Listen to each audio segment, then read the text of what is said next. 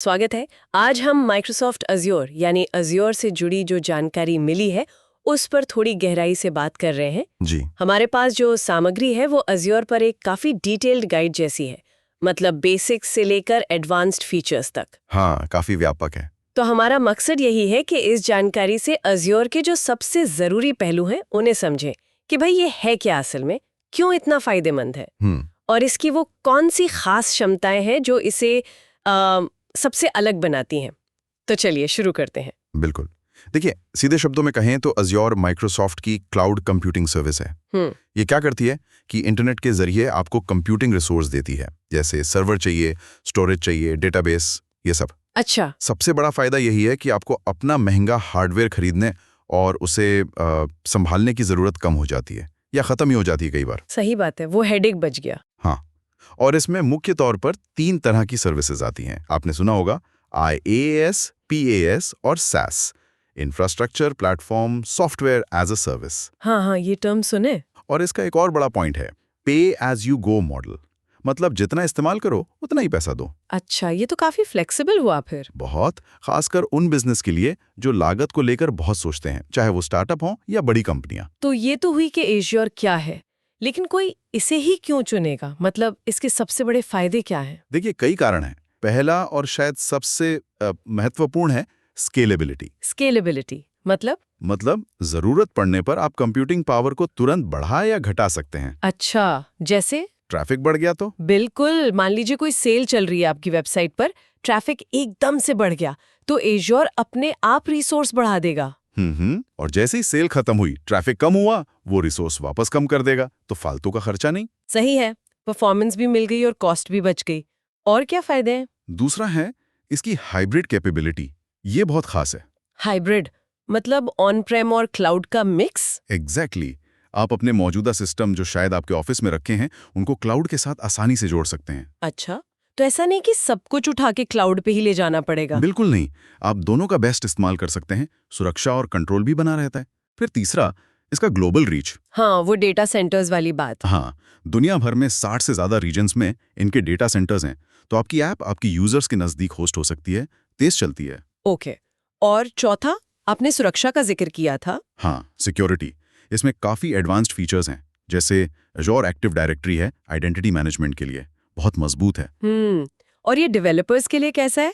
Developers के लिए तो काफी अच्छा है। बहुत सारी प्रोग्रामिंग लैंग्वेजेस को सपोर्ट करता है, पाइथन, जावा, .NET, Node.js, बहुत कुछ। ठीक है, आपने शुरू में वो IaaS, PaaS, SaaS का जिक्र किया था। ये थोड़े टेक्निकल लगते हैं, इन्हें जरा आसान भाषा में समझाएंगे? हाँ, जरूर। देखिए, इनको ना एक पिज्जा एनालॉजी से समझ सकते हैं। पिज्जा? हाँ, मान लीजिए IaaS, infrastructure as a service, ऐसा है कि आपको पिज्जा बनाने का सारा सामान मिल गया, आटा, सॉस, टॉपिंग और ओवन भी। पिज्जा बनाना आपको खुद है। मतलब वर्चुअल मशीन मिल गई, OS और ऐप हम खुद मैनेज करेंगे। बिल्कुल। अब PaaS, platform as a service में क्या है कि आपको बना बनाया पिज्जा बेस और टॉपिंग्स मिल गई, आपको बस उसे अपने ओवन में डालकर पकाना है। यानी हमें ऐप बनाने का प्लेटफॉर्म मिला, पीछे का इंफ्रास्ट्रक्चर माइक्रोसॉफ्ट देखेगा। सही पकड़ा। और SaaS, software as a service, तो मतलब है कि पका पकाया पिज्जा सीधा आपके टेबल पर आ गया, जैसे माइक्रोसॉफ्ट 365 या जीमेल। एग्जैक्टली। बस इस्तेमाल करना है, कोई मैनेजमेंट की चिंता नहीं। ये पिज्जा वाला उदाहरण बढ़िया था। अच्छा, इसी तरह वो पब्लिक प्राइवेट हाइब्रिड क्लाउड भी होते हैं ना? हाँ, पब्लिक क्लाउड जो अज्योर का डिफॉल्ट मॉडल है, उसमें रिसोर्स कई सारे ग्राहकों के बीच शेयर होते हैं। ये सबसे किफायती होता है। प्राइवेट क्लाउड सिर्फ एक कंपनी के लिए होता है, थोड़ा महंगा पर कंट्रोल ज्यादा। और हाइब्रिड? हाइब्रिड इन दोनों का मिक्स है, मतलब कुछ चीजें पब्लिक क्लाउड पर, कुछ प्राइवेट पर, या अपने पास। अज्योर की हाइब्रिड क्षमताएं इसे काफी ताकतवर बनाती हैं। यहीं पर वो शेयर्ड रिस्पॉन्सिबिलिटी मॉडल की बात आती है शायद। बिल्कुल सही, ये समझना बहुत जरूरी है। इसका मतलब क्या है? ग्राहक के लिए किसकी जिम्मेदारी क्या है? देखिए, सुरक्षा की जिम्मेदारी बंटी हुई है। कुछ चीजों के लिए क्लाउड प्रोवाइडर यानी माइक्रोसॉफ्ट जिम्मेदार है, जैसे उनके डेटा सेंटर की फिजिकल सिक्योरिटी। ठीक है। और कुछ के लिए ग्राहक यानी आप जिम्मेदार हैं, जैसे अपने डेटा को सही से कॉन्फ़िगर करना, अपने अकाउंट का पासवर्ड सुरक्षित रखना, एक्सेस कंट्रोल ठीक से लगाना। समझ गई, तो दोनों को अपना अपना पार्ट निभाना है। हाँ, बिल्कुल। ये जानना बहुत जरूरी है ताकि कोई जरूरी सुरक्षा पहलू छूट ना जाए। सही है। अच्छा, अब आते हैं एज्योर की सर्विसेज पर। ये तो बहुत सारी लगती हैं। मतलब क्या क्या कर सकता है ये प्लेटफॉर्म? हाँ, सर्विसेज तो सच में बहुत हैं, पर मोटी मोटी श्रेणियों में बांट सकते हैं। जैसे कंप्यूटिंग पावर के लिए एज्योर वर्चुअल मशीन्स हैं, ये समझ लीजिए किराए के वर्चुअल सर्वर हैं। अच्छा, VMs, ये तो काफी कॉमन है। हाँ, फिर सर्वरलेस कंप्यूटिंग के लिए एज्योर फंक्शंस हैं, बिना सर्वर मैनेज किए कोड चला सकते हैं। ओके। और डेटा रखने के लिए, स्टोरेज के लिए एज्योर ब्लॉब स्टोरेज बहुत पॉपुलर है। किसी भी तरह की फाइल जैसे फोटो, वीडियो, डॉक्यूमेंट्स रखने के लिए ये एक तरह का बहुत बड़ा डिजिटल गोदाम है। असंरचित डेटा के लिए, राइट? हाँ, और फाइल शेयर करने के लिए एज्योर फाइल स्टोरेज भी है। और नेटवर्किंग? नेटवर्किंग में एज्योर वर्चुअल नेटवर्क वीनेट है, जिससे आप क्लाउड में अपना प्राइवेट नेटवर्क बना सकते हैं। फिर एज्योर लोड बैलेंसर है, जो ट्रैफिक को अलग-अलग सर्वर पर बांटता है।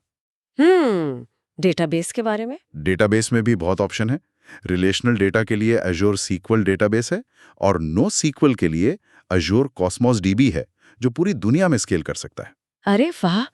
और AI, ML, आजकल तो ये बहुत चल रहा है। बिल्कुल, एज्योर में AI और मशीन लर्निंग पर बहुत फोकस है।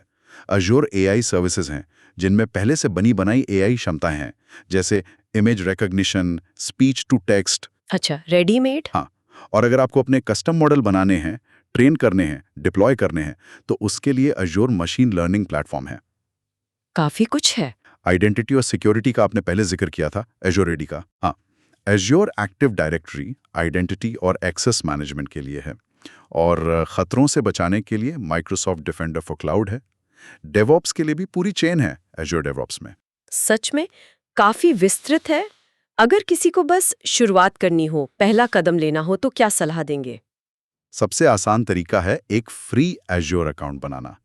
उसमें कुछ क्रेडिट मिलते हैं, जिनसे आप कई सर्विसेज फ्री में ट्राई कर सकते हैं। अच्छा, फ्री टियर है मतलब? हाँ, फ्री टियर भी है और कुछ क्रेडिट्स भी मिलते हैं शुरू में। फिर एज्योर पोर्टल है, जो इसका वेब बेस्ड इंटरफेस है, वहीं से सब कुछ मैनेज होता है। और सीखने के लिए?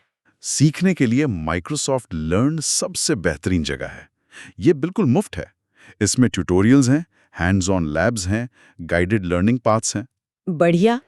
तो मतलब रिसोर्सेज की कमी नहीं है? बिल्कुल नहीं। तो हमने देखा कि एज्योर एक सच में बहुत शक्तिशाली और लचीला क्लाउड प्लेटफॉर्म है। बिल्कुल सही कहा आपने।